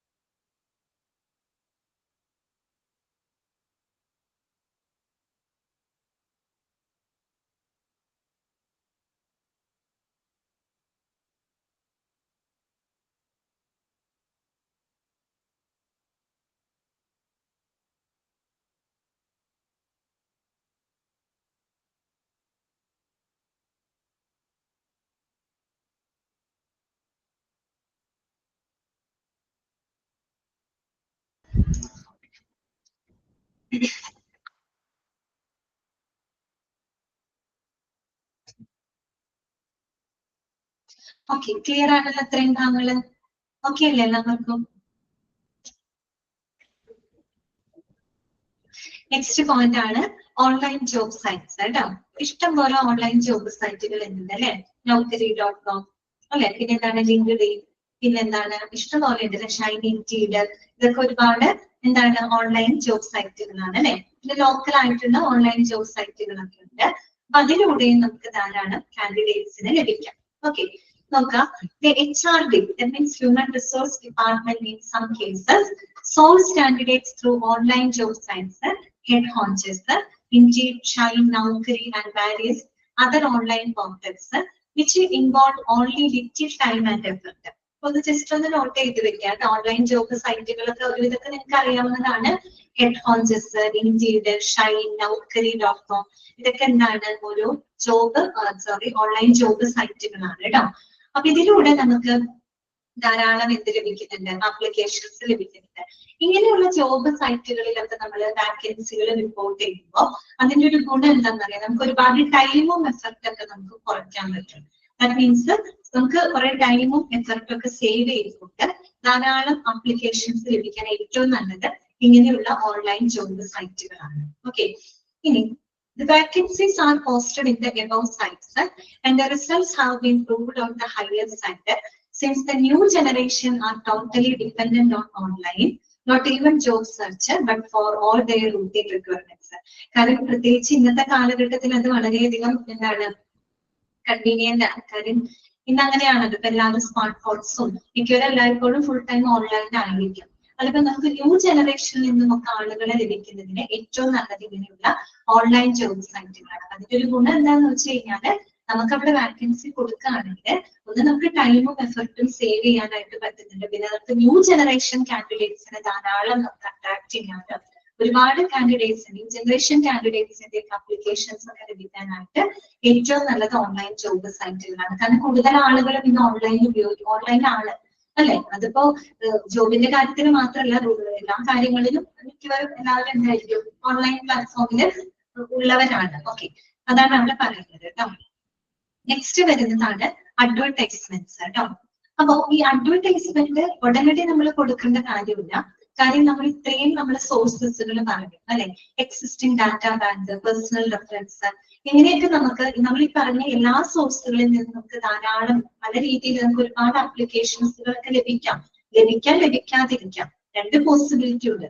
ലഭിക്കാമെന്ന് ഉറപ്പ് പറയാൻ പറ്റില്ല, ചിലപ്പോൾ നമുക്ക് വേണ്ടത്ര നമ്മുടെ റിക്വയർമെന്റ്സിനെ സാറ്റിസ്ഫൈ ചെയ്യുന്ന രീതിയിലുള്ള ആപ്ലിക്കേഷൻസ് ചിലപ്പോൾ നമുക്ക് ലഭിച്ചില്ലാന്നും വരും. ഓക്കെ, അങ്ങനെ ലഭിക്കാതെ വരുന്ന സന്ദർഭത്തിലാണ് നമുക്ക് എന്ത് കൊടുക്കേണ്ടതായിട്ട് വരുന്നത്, അഡ്വർടൈസ്മെന്റ് കൊടുക്കേണ്ടതായിട്ട് വരുന്നത്. ഓക്കെ, പിന്നെ നമ്മൾക്കറിയാം നമ്മളൊരു അഡ്വർടൈസ്മെന്റ് കൊടുക്കുമ്പോൾ അതിന് നമ്മളൊരു നിശ്ചിത സമയപരിധി വെക്കും. നമ്മള് ന്യൂസ് പേപ്പറിനൊക്കെ കണ്ടിട്ടില്ലേ, അഡ്വർടൈസ്മെന്റ് ഒക്കെ കൊടുക്കുമ്പോൾ അപ്ലൈ വിത്തിൻ 15 days, അല്ലെങ്കിൽ അപ്ലൈ വിത്തിൻ 2 weeks എന്നൊക്കെ പറഞ്ഞ് നമുക്ക് കാണാൻ പറ്റുമല്ലോ. അങ്ങനെ ഒരു ടൈം ലിമിറ്റ് അവർ കൊടുക്കാറുണ്ട്. ഓക്കെ, അപ്പൊ നമുക്ക് ജസ്റ്റ് അതൊന്ന് വായിക്കാം. Advertisements in audio, visual and print media, the biodata is compiled from different sources mentioned in detail from point 1 to 9. 9 ഉൾപ്പെടെയാണ് പറയുന്നത് കേട്ടോ. 9 അല്ല 8 ആണ് ശരിക്കും. 8 വരെ നമ്മൾ പറഞ്ഞത് വിവിധ സോഴ്സുകളാണ്. That mean be inadequate compared to the vacancies that may exist. അപ്പൊ നമുക്ക് നിലവിലുള്ള വാക്കൻസികളെ സാറ്റിസ്ഫൈ ചെയ്യാനായിട്ട് വേണ്ടത്ര ആപ്ലിക്കേഷൻസ് നമുക്ക് ചിലപ്പോൾ ലഭിച്ചില്ലാന്ന് വരാം അല്ലെ. അങ്ങനെ വരുമ്പോൾ എന്ത് ചെയ്യും? ഫോർ എക്സാമ്പിൾ, ഒരു എക്സാമ്പിൾ പറയുന്നുണ്ട്, if we need to recruit 10 staff, there should be at least 40 to 50 applications to enable the HR department to shortlist the same and to derive the requested applications deemed fit for consideration based on the current requirement, wherein qualification, experience and other criteria such as salary scale, joining time, etc. are taken into consideration. ഈ ഒരു sentence ആണ് പറഞ്ഞത്. ഇവിടെ മനസ്സിലാക്കേണ്ട ഒരു കാര്യം ഇത്രയേ ഉള്ളൂ, നമ്മുടെ HR ഡിപ്പാർട്ട്മെന്റിന് ഒരു ബെസ്റ്റ് കാൻഡിഡേറ്റിനെ അവർക്ക് സെലക്ട് ചെയ്യാനായിട്ട് ധാരാളം ആപ്ലിക്കേഷൻസുകൾ അവർക്ക് ആവശ്യമായിട്ട് വരും. അവരിപ്പോ ഒരു 1-2 ആപ്ലിക്കേഷനിൽ നല്ല അവർ തിരഞ്ഞെടുക്കുന്നത്. HR ഡിപ്പാർട്ട്മെന്റ് എന്ന് പറയുമ്പോൾ അവർക്ക് ലഭിക്കുന്ന ഒരുപാട് ആപ്ലിക്കേഷൻസിൽ നിന്നുമാണ് അവർ ഏറ്റവും ബെസ്റ്റ് ആയിട്ടുള്ള ഒരു കാൻഡിഡേറ്റിനെ അവർ കണ്ടെത്തുന്നത്. ഇപ്പൊ നമുക്കൊരു 10 സ്റ്റാഫുകളെ റിക്രൂട്ട് ചെയ്യേണ്ട ഒരു ആവശ്യമാണുള്ളത് വിചാരിക്കാം. വെറും 10 സ്റ്റാഫുകളെ റിക്രൂട്ട്മെന്റ് നമുക്ക് ആവശ്യമുള്ളൂ. പക്ഷെ ആ ഒരു 10 സ്റ്റാഫുകൾക്കുള്ള റിക്രൂട്ട്മെന്റ് ആണെങ്കിൽ കൂടി നമുക്ക് കുറഞ്ഞത് ഒരു 40ഓ 50ഓ അപ്ലിക്കേഷൻസ് നമുക്ക് അവിടെ ലഭിച്ചിരിക്കണം. ആ 40-50 അപ്ലിക്കേഷൻസ് ലഭിച്ചു കഴിഞ്ഞാൽ പിന്നെ അടുത്ത സ്റ്റെപ്പ് എന്താണ്? അവരെന്ത് ചെയ്യും? ഷോർട്ട് ലിസ്റ്റ് ചെയ്യും അല്ലെ? എന്ത് ചെയ്യും? HR ഡിപ്പാർട്ട്മെന്റ് അത് ഷോർട്ട് ലിസ്റ്റ് ചെയ്യും അല്ലെ? നമുക്ക് ലഭിച്ചിട്ടുള്ള അപ്ലിക്കേഷൻസിന് അവരെന്ത് ചെയ്യും? അസസ് ചെയ്യും. എന്തിന്റെ ബേസിലാണ്? ചില ക്രൈറ്റീരിയാസ് ഉണ്ട് സെലക്ഷന് വേണ്ടിയിട്ട്. അതിൽ നിന്നും ആ അപ്ലിക്കേഷൻസ് അവർ ഇവാലുവേറ്റ് ചെയ്ത് അതിൽ നിന്നും അവരൊരു ബെസ്റ്റ് കാൻഡിഡേറ്റിനെ കണ്ടെത്താൻ. ഒരു 10 ഒഴിവിലേക്കാണ് ആൾ ആവശ്യമുള്ളൂ. പക്ഷെ 10 ഒഴിവിലേക്കാണെങ്കിൽ കൂടി ഒരു 40ഓ 50ഓ അപ്ലിക്കേഷൻസ് നിർബന്ധമായിട്ടും HR ഡിപ്പാർട്ട്മെന്റിന് വേണം. അതിൽ നിന്ന് അവർ വൺ ഓഫ് ദ ബെസ്റ്റ് കാൻഡിഡേറ്റിനെ അവർ സെലക്ട് ചെയ്യും.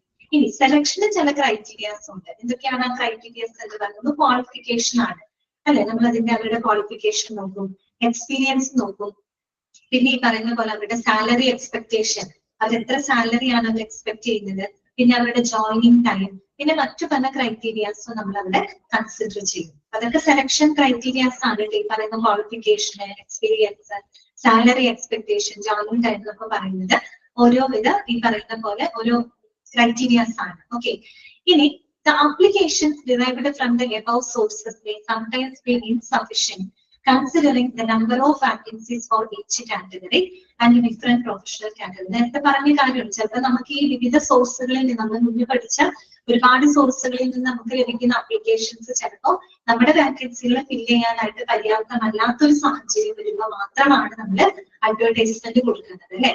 Okay, if the required application meets the criteria set forth as per the present requirement, there is no need for an advertisement part. ഇപ്പൊ നമ്മുടെ റിക്വയർമെന്റിന് അനുസരിച്ചുള്ള അപ്ലിക്കേഷൻസ് നമുക്ക് ലഭിച്ചിട്ടുണ്ടെങ്കിൽ പിന്നെ നമ്മൾ ഒരു അഡ്വർടൈസ്മെന്റ് കൊടുക്കേണ്ട ഒരു ആവശ്യം അവിടെ വരുന്നില്ല. അല്ലാത്ത പക്ഷം നമുക്ക് ലഭിച്ചിട്ടില്ല എന്നുണ്ടെങ്കിൽ നമ്മൾ തീർച്ചയായിട്ടും എന്ത് ചെയ്തിരിക്കണം? അഡ്വർടൈസ്മെന്റ് കൊടുത്തിരിക്കണം. ഓക്കെ, അത്രയുള്ളൂ. അപ്പൊ ഇതാണ് പ്രധാനപ്പെട്ട സോഴ്സുകൾ നമ്മൾ പഠിച്ചത് കേട്ടോ. സോഴ്സുകളൊക്കെ ഇമ്പോർട്ടന്റ് ആണ്. Existing data bank, personal reference, social media network, through CCTV, notice board, okay, ഇതൊക്കെ പോയിന്റ് ചെയ്തിരിക്കുക കേട്ടോ. അഡ്വർടൈസ്മെന്റ് ഒക്കെ ഇമ്പോർട്ടന്റ് ആണ്. അതുപോലെ ഓൺലൈൻ ജോബ് സൈറ്റ്, ഇതിനുള്ളിൽ അപ്ലിക്കേഷൻസ് ലഭിക്കാം. ഇനി നമ്മൾ അഡ്വർടൈസ്മെന്റിന്റെ കാര്യം പറഞ്ഞു. അതുമായിട്ട് ബന്ധപ്പെട്ട് കുറച്ച് കാര്യങ്ങൾ നമുക്ക് നോക്കണം. Job aspirants are different in nature.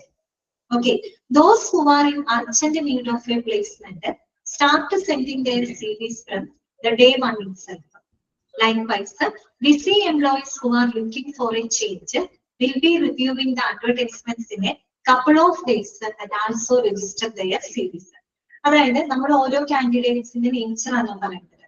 Okay, നമുക്കറിയാം പല ഓരോ ജോബ് ആസ്പിരൻസും അല്ലെ, ഓരോ തൊഴിലന്വേഷകർ എന്ന് പറഞ്ഞാൽ പല പല നേച്ചറിലുള്ള ആളുകളാണ് അല്ലെ. ഇപ്പോ നമുക്കൊരു അർജന്റ് ആയിട്ട് നമുക്കൊരു ജോബ് ആവശ്യമുള്ള ഒരു കാൻഡിഡേറ്റ് ആണെങ്കിൽ തീർച്ചയായിട്ടും അഡ്വർടൈസ്മെന്റ് കണ്ടു കഴിഞ്ഞാൽ അവർ അന്ന് തന്നെ അവർ എന്ത് ചെയ്യും?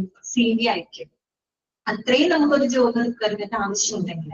അതേസമയം ഓൾറെഡി എംപ്ലോയിഡ് ആയിട്ടുള്ള ആളുകൾ അല്ലെ, ഈ പറയുന്ന ബിസി ആയിട്ടുള്ള എംപ്ലോയീസ്, നിലവിൽ എന്തെങ്കിലുമൊക്കെ ഒരു ജോലി ചെയ്തുകൊണ്ടിരിക്കുന്ന ആളുകളാണ്, അവർക്ക് കുറച്ചും കൂടെ ഒരു ചേഞ്ച് ആഗ്രഹിക്കുന്ന ആളുകളാണെങ്കിൽ അവരൊരു പക്ഷെ അഡ്വർടൈസ്മെന്റ് കണ്ട് ചിലപ്പോൾ കുറച്ച് ദിവസങ്ങൾക്കുള്ളിൽ മാത്രമായിരിക്കും അവർ CV അയക്കുന്നുണ്ടാവുക.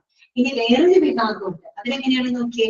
those aspirants who are aggressive and look for a change in career and higher prospects investigate the advertisement and if it matches the criteria they are looking for, apply in a gap of 1 week or so.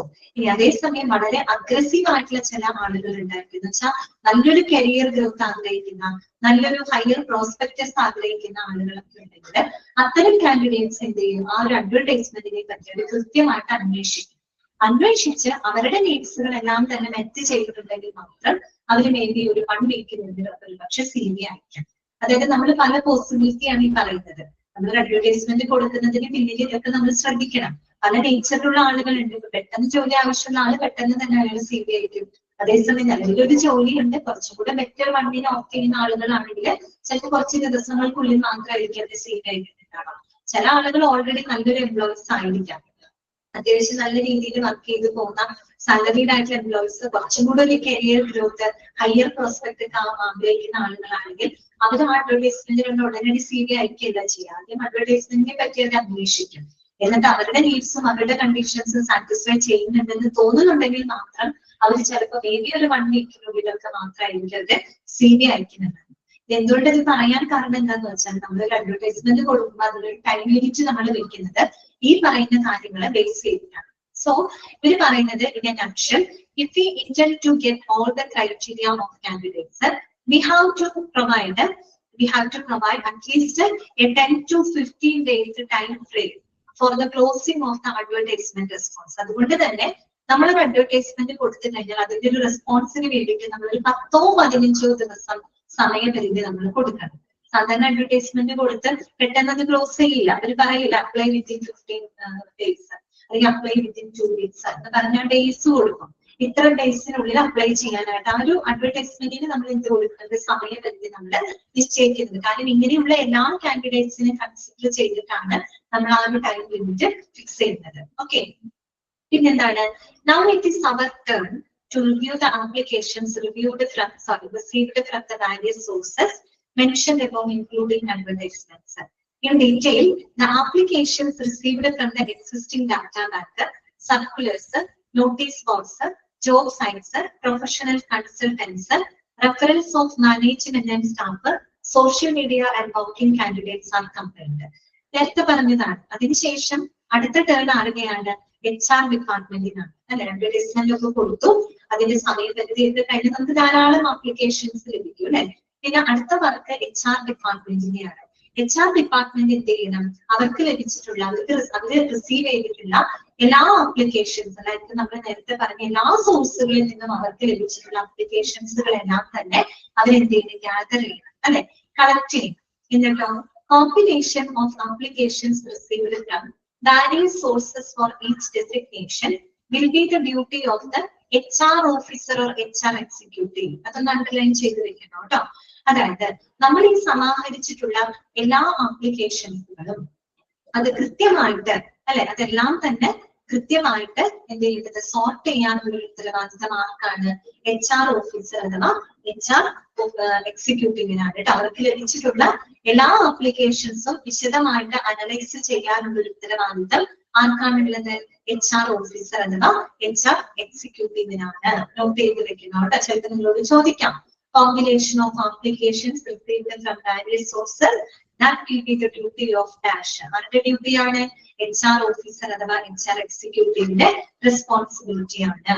Okay, ഇനിയോ once the deadline of the advertisement is closed, the HR officer starts shortlisting the applications according to the requirements mentioned in the advertisement. അങ്ങനെ നമ്മൾ ഈ ഒരു പരസ്യത്തിന്റെ സമയപരിധി കഴിഞ്ഞു കഴിഞ്ഞാൽ, ആ ഒരു ഡെഡ്ലൈൻ ക്ലോസ് ചെയ്ത് കഴിഞ്ഞാൽ HR ഓഫീസർ എന്ത് ചെയ്യുന്നു? അവര് ഈ ലഭിച്ച ആപ്ലിക്കേഷൻസിനെ ഷോർട്ട് ലിസ്റ്റ് ചെയ്യും അല്ലെ. അതും എങ്ങനെയാണ്? According to the requirements mentioned in the advertisement അല്ലെ. ആ ഒരു അഡ്വർടൈസ്മെന്റിൽ പരാമർശിച്ച കാര്യങ്ങൾക്കനുസരിച്ച്, ആ ഡെസിഗ്നേഷൻസിനനുസരിച്ചിട്ട് അവർ ലഭിച്ചിട്ടുള്ള എല്ലാ ആപ്ലിക്കേഷൻസിനും എന്ത് ചെയ്യുന്നു? ഷോർട്ട് ലിസ്റ്റ് ചെയ്യുന്നു. അടുത്ത സ്റ്റെപ്പ് അതാണ്. ഓക്കെ, നമ്മൾ പറഞ്ഞു വന്നത് എങ്ങനെയൊക്കെ എംപ്ലോയീസിന് നമുക്ക് ലഭിക്കാം, ആ സോഴ്സസുകൾ നമ്മൾ കണ്ടു. അങ്ങനെ സോഴ്സസുകളിലൂടെ നമുക്ക് ധാരാളം ആപ്ലിക്കേഷൻസ് ലഭിച്ചു. അങ്ങനെ ആപ്ലിക്കേഷൻസുകളെല്ലാം തന്നെ സമാഹരിച്ച് അത് വിശദമായിട്ട് അനലൈസ് ചെയ്യാനുള്ള ഒരു ഡ്യൂട്ടി HR ഓഫീസർ തന്നെ, HR എക്സിക്യൂട്ടീവിനെയാണ്. അതുവരെയുള്ള സ്റ്റെപ്പുകൾ കഴിഞ്ഞു. ഇനി നെക്സ്റ്റ് സ്റ്റെപ്പ് നമുക്ക് ആലോചിച്ചാൽ അറിയാം. എന്താണ്? ആപ്ലിക്കേഷൻ ലഭിച്ച ആപ്ലിക്കേഷൻ നമ്മൾ ഇനി എന്ത് ചെയ്യണം? ഷോർട്ട് ലിസ്റ്റ് ചെയ്യണം. അതിൽ നിന്നും ആളുകളെ നമ്മൾ ഷോർട്ട് ലിസ്റ്റ് ചെയ്യണം. ഓക്കെ, അതാണ് ഇനി നെക്സ്റ്റ് സ്റ്റെപ്പ് ആയിട്ട് പറയുന്നത്. ഓക്കെ, അത്രയും ഭാഗങ്ങളൊന്ന് വായിച്ചു നോക്കിയേ, അഡ്വർടൈസ്മെന്റ് ഒന്ന് വായിച്ചു നോക്കിയേ.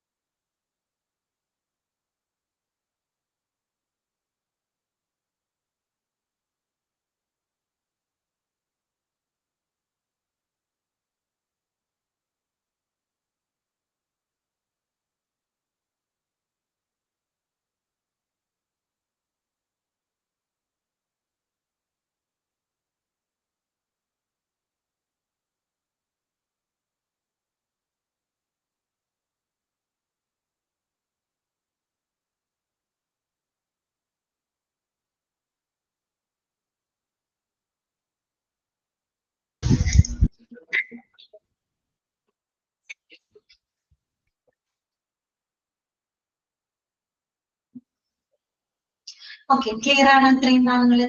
ഓക്കെ ആണോ? ഓക്കെ. ഇനി നമുക്ക് നെക്സ്റ്റ് സ്റ്റെപ്പ് എന്ന് പറയുന്നത് ഷോർട്ട് ലിസ്റ്റിംഗ് ആണ് കേട്ടോ. ഓക്കെ, നമ്മൾ എന്തിനാ ഷോർട്ട് ലിസ്റ്റ് ചെയ്യുന്നത്? നമ്മുടെ ഇന്റർവ്യൂ പ്രോസസ്സ് കുറെ കൂടി ഈസി ആക്കുന്നതിന് വേണ്ടിയിട്ടാണ് നമ്മൾ ഷോർട്ട് ലിസ്റ്റ് ചെയ്യുന്നത്. ഓക്കെ, അപ്പൊ നോക്കാം. Short listing of applications will be based on the specific criteria or required parameters.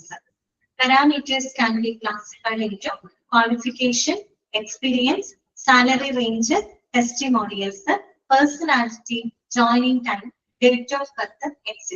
അല്ലെ, നമ്മൾ ഷോർട്ട് ലിസ്റ്റ് ചെയ്യുന്നത് എന്തിന്റെ അടിസ്ഥാനത്തിലാണ്? ചില ക്രൈറ്റീരിയാസിനെ ബേസ് ചെയ്തിട്ടാണ് നമുക്ക് ലഭിച്ച ആപ്ലിക്കേഷൻസിനെ നമ്മൾ ഷോർട്ട് ലിസ്റ്റ് ചെയ്യുന്നത്.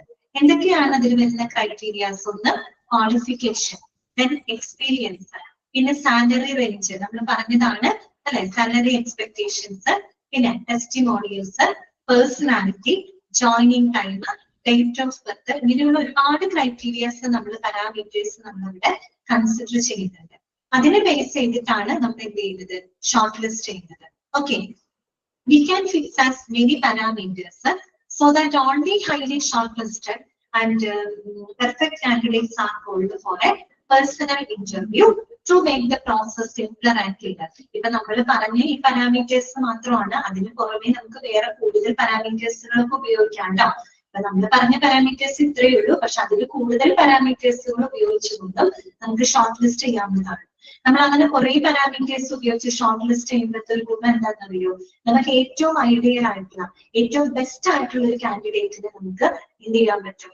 കണ്ടെത്താനായിട്ട് നമുക്ക് സാധിക്കും. അതാണ് അതിന്റെ ഏറ്റവും വലിയൊരു അഡ്വാൻറ്റേജ് ആയിട്ട് പറയുന്നത്. എന്ന് പറഞ്ഞാല് നമ്മുടെ ഇന്റർവ്യൂ പ്രോസസ്സ് കുറേയും കൂടെ സിമിലർ ആവും, കുറച്ചും കൂടെ സ്മൂത്ത് ആയിട്ട് നമുക്ക് കൊണ്ടുപോകാനായിട്ട് സാധിക്കും. ഫോർ എക്സാമ്പിൾ, ഓക്കെ, ഇന്ന് നോക്കിയേ. If we call all the candidates who have applied for the interview without any shortlisting, the interview process will become a tedious or a Herculean task. If we received around 700 applications for the 15 members vacancies of an RMO post, it will be a waste to call all of them, to waste the time of the aspirants as well as the interviewers. ശരിക്കും practically possible ആയിട്ടുള്ള ഒരു കാര്യമല്ല. അപ്പൊ നമുക്കൊരു example പറയുന്നത്, ഒരു RMO post, ഒരു resident medical ഓഫീസറിന്റെ ഒരു പോസ്റ്റ് ആണ്. ആ പോസ്റ്റിലേക്ക് ഒരു 15 വാക്കൻസികളേ ഉള്ളൂ. ഈ ഒരു 15 വാക്കൻസികളിലേക്ക് ഒരു 700ഓളം അപ്ലിക്കേഷൻസ് ലഭിച്ചിട്ടുണ്ടെന്ന് വിചാരിക്കാം. ഒന്ന് ആലോചിച്ച് നോക്കിയേ, നമ്മൾ ഇതൊന്നും ഷോർട്ട് ലിസ്റ്റ് ചെയ്യാണ്ട് ഈ 700 ആപ്ലിക്കൻസിനെ നമുക്ക് ഇന്റർവ്യൂവിന് വിളിക്കാൻ പറ്റും? അതൊരിക്കലും പോസിബിൾ അല്ല. അത് കാൻഡിഡേറ്റ്സിനും ബുദ്ധിമുട്ടാണ്, ഇന്റർവ്യൂവേഴ്സിനും ബുദ്ധിമുട്ടാണ്. അതൊരിക്കലും പ്രാക്ടിക്കലി എന്തല്ല, പോസിബിൾ അല്ല. അതുകൊണ്ടാണ് നമ്മൾ അവിടെ ഷോർട്ട് ലിസ്റ്റിംഗ് എന്ന് പറയുന്ന ഒരു പ്രോസസ്സ് നമ്മൾ ചെയ്യുന്നത്, അല്ലെ? അപ്പൊ ഈ ഷോർട്ട് ലിസ്റ്റ് ചെയ്യുന്നത് നമ്മൾ ചില പാരാമീറ്റേഴ്സിനെ ബേസ് ചെയ്തിട്ടാണ്. ഓക്കെ, അപ്പൊ ഇവിടെ നോക്കാം. Better shortlist done according to the above parameters and finally make a list of around 45 to 60. That means thrice the requirement of 4 times the requirement. ഇപ്പോഴും നമ്മൾ ഷോർട്ട് ലിസ്റ്റ് ചെയ്യുമ്പോൾ ശ്രദ്ധിക്കേണ്ട ഒരു കാര്യം എന്താണ്? നമ്മുടെ റിക്വയർമെന്റിന്റെ ഒരു 3 or 4 മടങ്ങ് കേട്ടോ. നമ്മുടെ റിക്വയർമെന്റിന്റെ ഒരു 3 മടങ്ങോ 4 മടങ്ങോ കൂടുതൽ ആളുകൾ ഉൾപ്പെടുത്തിക്കൊണ്ടായിരിക്കണം നമ്മൾ ഷോർട്ട് ലിസ്റ്റ് ചെയ്യുന്നത്. ക്ലിയർ? മനസ്സിലായല്ലോ? നമുക്കൊരു 15 പോസ്റ്റ് ആണെങ്കിൽ ആ 15ന്റെ ഒന്നിരിക്കൽ ഒരു 3 മടങ്ങോ അല്ലെങ്കിൽ 4 മടങ്ങോ കാൻഡിഡേറ്റ്സിനെ ഉൾപ്പെടുത്തിക്കൊണ്ടാണ് നമ്മളൊരു ഷോർട്ട് ലിസ്റ്റ് തയ്യാറാക്കുന്നത്. ഈ ഷോർട്ട് ലിസ്റ്റ് ചെയ്ത എല്ലാവരെയും നമ്മൾ ഇന്റർവ്യൂവിന് വിളിക്കും. ഇന്റർവ്യൂ ചെയ്ത എല്ലാവർക്കും നമ്മൾ ജോലി കൊടുക്കുന്നില്ല. ഏറ്റവും വൺ ഓഫ് ദ ബെസ്റ്റ് കാൻഡിഡേറ്റ്സിനാണ് നമ്മൾ ജോലി കൊടുക്കുന്നത്. ഓക്കെ, അതൊക്കെ നമുക്ക് അറിയാവുന്ന കാര്യമാണ്. So that the interview panel can easily look on to other parameters which are above and above specified parameters. നമ്മൾ നേരത്തെ പറഞ്ഞ പാരാമീറ്റേഴ്സിലേക്ക് അപ്പുറത്തേക്കുള്ള പാരാമീറ്റേഴ്സുകൾ ഉപയോഗിച്ചുകൊണ്ട് നമുക്ക് എന്ത് ചെയ്യാവുന്നതാണ്? ഷോർട്ട് ലിസ്റ്റ് ചെയ്യാവുന്നതാണ്. കുറച്ചൊക്കെ പാരാമീറ്റേഴ്സ് ആണ് നമ്മൾ പറഞ്ഞ ക്വാളിഫിക്കേഷൻ, എക്സ്പീരിയൻസ്, ഓക്കെ, ഇങ്ങനെയുള്ളതൊക്കെ അതിൽ വരുന്നതാണ് കേട്ടോ. അത്രയുള്ളൂ, അങ്ങനത്തെ വേറെ കാര്യങ്ങളൊന്നും പറയുന്നില്ല. നെക്സ്റ്റ് വരുന്നത് നോക്കാം. Let us now move on to the next step. അങ്ങനെ നമ്മുടെ ഷോർട്ട് ലിസ്റ്റിംഗ് പ്രോസസ്സും കഴിയും. ഇനി നിങ്ങളൊന്ന് ആലോചിച്ച് പറഞ്ഞേ, ഷോർട്ട് ലിസ്റ്റ് ചെയ്ത് കഴിഞ്ഞാൽ അടുത്ത സ്റ്റെപ്പ് എന്തായിരിക്കും? അടുത്ത സ്റ്റെപ്പ്? ഓക്കെ, നമ്മൾ ഷോർട്ട് ലിസ്റ്റ് ചെയ്തു. ഇനി ഷോർട്ട് ലിസ്റ്റ് ചെയ്ത് കഴിഞ്ഞാൽ നെക്സ്റ്റ് സ്റ്റെപ്പ് എന്തായിരിക്കും? നിങ്ങളൊന്ന് ജസ്റ്റ് ഒന്ന് ആലോചിച്ച് നോക്കി. ഷോർട്ട് ലിസ്റ്റ് ചെയ്ത് കഴിഞ്ഞാൽ അടുത്ത സ്റ്റെപ്പ് എന്തായിരിക്കും? അടുത്ത step? Interview. Okay, very good, correct ആണ്. സ്വീറ്റ് ആൻഡ് ഓക്കെ, കറക്റ്റ് ആണ്. ഇന്റർവ്യൂ ആണ് അല്ലെ. നമുക്ക് എന്ത് ചെയ്യണം? ഇന്റർവ്യൂ നടത്തണം. അപ്പൊ ഇന്റർവ്യൂ നടത്തുന്നതിന് മുമ്പും ചില തയ്യാറെടുപ്പുകൾ നമുക്ക് ചെയ്യേണ്ടതായിട്ടുണ്ട്. ഓക്കെ ശ്രീലക്ഷ്മി കറക്റ്റ് ആണ്, ഇന്റർവ്യൂ ആണ് അല്ലെ. ഓക്കെ, അതാണ് ഇനി നമ്മൾ നെക്സ്റ്റ് സ്റ്റെപ്പിലോട്ട് പോകുന്നത് കേട്ടോ. Let us now move on to the next step. Desired applications have been received at the end of the hospital.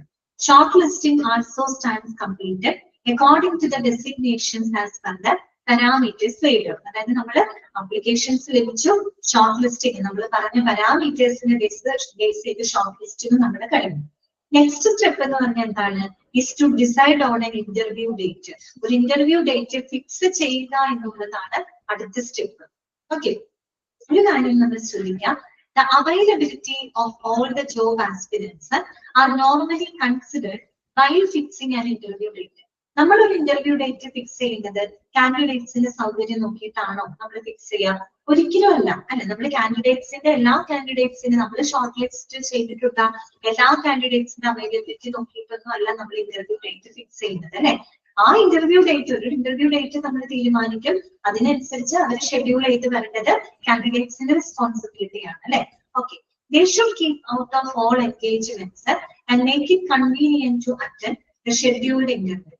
However, the specific interview panel should be available for the interview, for which the HR manager should take an oral confirmation and later a written reconfirmation before sending the information or call letters to the job aspirants. അപ്പോ നമ്മളൊരു interview date fix ചെയ്യുന്നുള്ളത് മനസ്സിലായി. പക്ഷെ interview date fix ചെയ്യുന്നതിനേക്കാളും മുൻപായിട്ട് HR manager ഉറപ്പുവരുത്തേണ്ട ഒരു കാര്യമുണ്ട്. HR manager എന്ത് ചെയ്യുന്നെന്ന് അറിയോ? ആ ഒരു ഇന്റർവ്യൂ പാനൽ, അതായത് ഇന്റർവ്യൂ പാനലിനെ തീരുമാനിക്കണം. ഓക്കെ, ഇന്റർവ്യൂ പാനൽ എന്ന് പറയുമ്പോൾ ഇന്റർവ്യൂ നടത്താനായിട്ട് ഏതൊക്കെ മെമ്പേഴ്സ് വേണം, അവരുടെ അവൈലബിലിറ്റി നമ്മൾ കൺഫേം ചെയ്തിരിക്കണം. ആര് കൺഫേം ചെയ്യണം? HR മാനേജർ കൺഫേം ചെയ്തിരുന്നു. അല്ലെങ്കിൽ ഓറൽ കൺഫർമേഷൻ വേണം, അതോടൊപ്പം തന്നെ ലേറ്റർ റിട്ടേൺ റീകൺഫർമേഷൻ കൂടെ അവിടെ ആവശ്യമാണ്. എന്നിട്ട് വേണം നമ്മൾ ഇന്റർവ്യൂ ഡേറ്റ് ഫിക്സ് ചെയ്യാനായിട്ട് കേട്ടോ. ഇന്റർവ്യൂ ഡേറ്റ് ഫിക്സ് ചെയ്യുന്നുള്ളത് ഓക്കെ, പക്ഷെ അതിന് മുമ്പായിട്ട് HR മാനേജർ ആ ഒരു ഇന്റർവ്യൂ പാനലിൽ ഉൾപ്പെടുത്തേണ്ട ആളുകളുടെ അവൈലബിലിറ്റി കൂടെ ഉറപ്പുവരുത്തണം. അത് ഓറൽ കൺഫർമേഷനും റിട്ടേൺ കൺഫർമേഷനും അത് ഉറപ്പാക്കിയിരിക്കണം. അതിനുശേഷം മാത്രമേ നമ്മൾ ഇന്റർവ്യൂ കോൾ ലെറ്റർ ആർക്ക് അയക്കാനായിട്ട് പാടുള്ളൂ, കാൻഡിഡേറ്റ്സിന് അയക്കാനായിട്ട് പാടുള്ളൂ. ഓക്കെ, അതാണ് അവിടെ പറയുന്നത് കേട്ടോ. Then for confirming the interview panel, it is necessary to visualize the interview panel. കേട്ടോ, നമുക്ക് ഒരു ഇന്റർവ്യൂ പാനൽ നമ്മൾ തീരുമാനിക്കുന്നതിന് മുമ്പായിട്ട് നമ്മൾ അതൊന്ന് വിഷ്വലൈസ് ചെയ്യുന്നത് നല്ലതായിരിക്കും. ഒരു ഇന്റർവ്യൂ പാനലിൽ നമ്മൾ ഏതൊക്കെ മെമ്പേഴ്സിനെയാണ് നമ്മൾ ഉൾപ്പെടുത്തേണ്ടത് എന്നുള്ളത് കൃത്യമായിട്ട് മനസ്സിലാക്കണം. അങ്ങനെ അപ്പൊ അത് കറക്റ്റ് ആയി. ഇപ്പൊ ഷോർട്ട് ലിസ്റ്റ് കഴിഞ്ഞു, ഇന്റർവ്യൂ ഡേറ്റ് ഫിക്സ് ചെയ്യുന്നത് മനസ്സിലായി.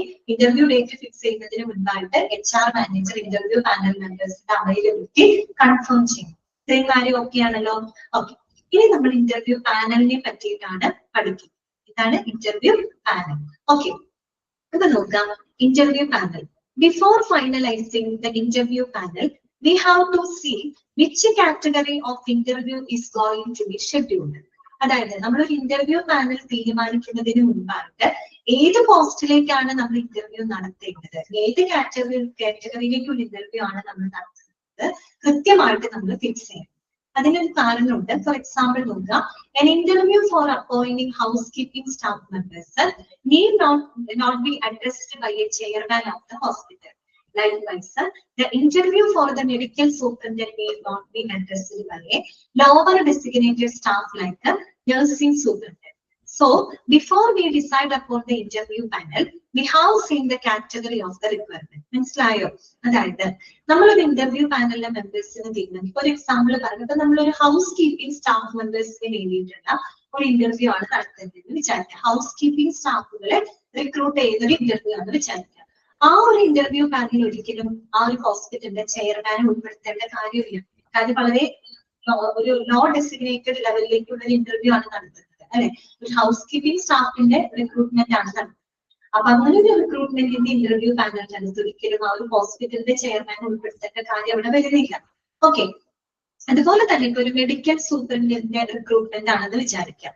മെഡിക്കൽ സൂപ്രണ്ടിന്റെ അങ്ങനെ ഒരു പോസ്റ്റിലേക്കുള്ള റിക്രൂട്ട്മെന്റ് ആണെങ്കിൽ ആ ഒരു ഇന്റർവ്യൂ പാനലില് അതിനേക്കാളും താഴെ ലെവലിൽ നിൽക്കുന്ന ഒരു നഴ്സിംഗ് സൂപ്രണ്ടിന് ഉൾപ്പെടുത്തേണ്ട കാര്യമുള്ള വരുന്നില്ല. മനസ്സിലായോ?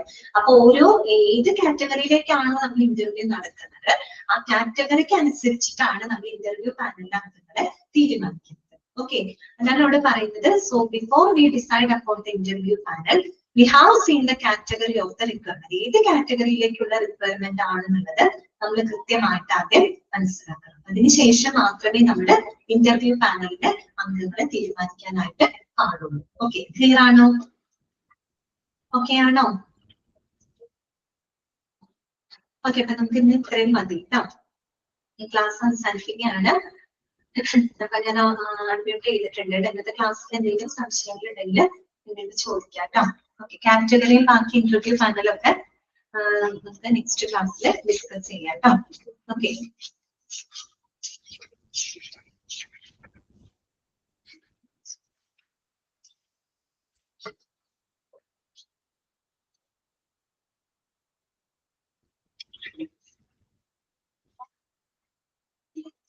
വേറെ ഡൗട്ട്സുകളൊന്നും ഇല്ലെങ്കിൽ നമുക്ക് ഇന്നത്തെ ക്ലാസ് വൈൻഡപ്പ് ചെയ്യാം കേട്ടോ. ഓക്കെ ആണോ? ഓക്കെ, അപ്പൊ നമുക്ക് നെക്സ്റ്റ് ക്ലാസ്സിൽ കാണാം കേട്ടോ. Thank you ma'am. Thank you, ma'am.